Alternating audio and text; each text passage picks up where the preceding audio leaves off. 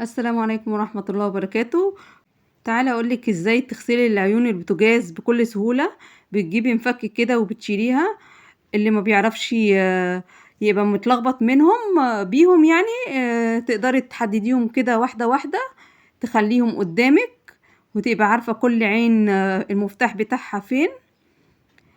وده كمان ده مش نضيف، هنحاول ان احنا ننضفه مع بعض. بس هنيجي بقى على بعد ما اشيل العيون البوتاجاز كده اهو واحده واحده. لو بتلخبطي بيهم حطيهم كده جنب بعض عشان تبقي عارفه كل واحده موجوده فين. وهقولك ازاي بقى نغسلهم، وكمان هنغسل دوت مكون بسيط جدا عندك في المطبخ من غير اي حاجه غاليه كده هتشتريها.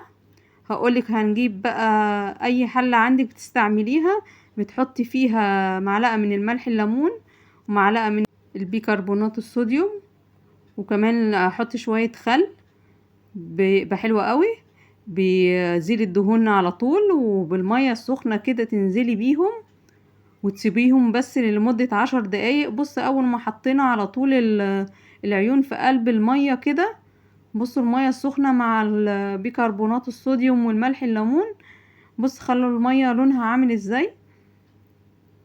هنغسلهم بقى مع بعض كده واحدة واحدة، وهوريك ازاي تنضفيهم. هجيب بقى اول حاجة كده سلكة، وهخلي العيون كده تشيلي واحدة، وهقولك ازاي تغسليها. هي لسه سخنة كمان بس عايزة احاول ان انا اوريها لكم. بص الدهون كده بتطلع على طول. بجيب بس الصابون السائل العادي بتاعنا من الصبانة، ده بيبقى المكونات بتاعته بتبقى حلوة قوي وبتشيلك الدهون على طول. تمسكي السلكة ناشفة كده اهو بالصابون بس من غير مية كتيرة، فبتفضلي تدعكي فيها كده اهو. بصراحة بتطلع على طول معايا وما بتاخدش معايا وقت. كمان هوريها لك بعد ما اخلصها كده، بتفضلي تدعكي في حتة حتة كده بالسلكة الصغيرة. هشطفها لك كمان عشان خاطر تشوفيها اكتر. بصراحة انا ما بعرفش اخلي الدهون في المفاتيح على طول، بشيلها اول باول. بص بقى الفرق، يعني الفرق اكيد واضح ان انت اللي غسلاها من اللي مش غسلاها. فبعد ما اخلصهم بقى على طول كده هوريكي بقى ازاي خلصتهم. يعني ما خدوش معايا وقت. هوريكي كمان في جزء تاني من المفتاح نفسه، اللي هو الصغير ده، بدعكه كده بالسلكة مع المية كده. وفي اجزاء من المفتاح بتاخديها بطرف السكينة، حاجة بسيطة كده اهو. بصوا بتطلع معايا لو انتم ملاحظين، يعني بصوا حاجة كده فوق الخيال. الملح الليمون والبيكربونات الصوديوم يعني بتدوب كل حاجة في قلب العين اللي انت عايزة تعمليها، سواء المفتاح او العيون البوتاجاز. انا حاولت ان انا بس اوريكم عيون البوتاجاز بس على طول، ان انت تقدري تغسليها بسرعة وما تاخدش معاكي ان انت تسيبيها على طول في البوتاجاز مش نظيفة. لو عملتيها كده اول باول هتلاقيها نظيفة.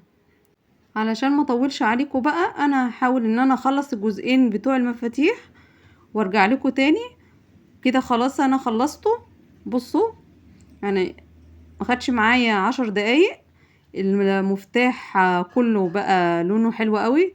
بصوا السواد بتاع العيون جميلة قوي ان انت خليتيه جديد. تعالي بقى نغسل الجزء بتاع المفتاح نفسه بقى. هقولك ازاي تغسليه. ان انت تحطي فوطة كده على باب البوتاجاز، وبعد كده بسلكة مع شوية من الصابون، مش مية كتير. الاجزاء اللي حوالين المفتاح نفسه بتضيعيها كده، بتشربيها بس الصابون والمية بسيطة، وبعد كده بتسيبيه شوية هتلاقي الدهون كلها طلعت معاكي. بالشكل اللي انت شايفاه ده، يعني ما خدش معايا وقت خالص، وبترجعي بوتاجازك جديد ونضيف زي الفل. بعد ما اخلص كده على طول الاجزاء دي كلها بتخلي بقى الجزء السطحي ده كده بيلمع، يعني تشوفي وشك فيه كده بتلاقيه مراية، يعني حاجة كده جميلة قوي. وبصراحة انا ما بقدرش استغنى عن المفاتيح ان انا الاقيها نظيفة، لازم أنا اخليها على طول نظيفة قدامي. انا كده بعد ما خلصته اول مرة مسحته، وبعد كده غسلته تاني، بعد كده بالفوطة بتاعة المطبخ دي تمسحي بيها. بصي بقت مراية ازاي، يعني حاجة كده جميلة قوي، وما بهدلتيش باب المراية ان انتي باب البوتاجاز فضل نضيف.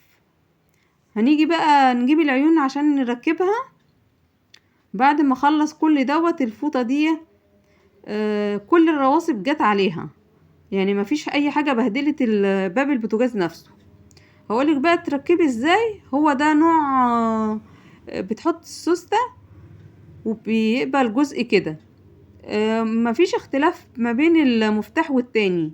اهم حاجة المفتاح تحطيه بس السوستة ما بينه، لكن المفتاح الساعة والشواية هما اللي مختلفين عن العيون. العيون بتلاقيها شبه بعضها، فما فيش اختلاف خالص ان انت تحطي العين دي مكان العين دي. المفاتيح نفسها واحد. وبعد ما اخلص بقى كده المفاتيح بتاعت الشواية والفرن نفسه، انا عندي الفرن لوحده والشواية لوحدها، هما يدوبك اللي بتلاقيهم مختلفين. وبكده بتلاقي نفسك بقى بوتاجازك رجع جديد. يا رب يكون الفيديو عجبكم، وشكرا ليكم، مع ألف سلامة.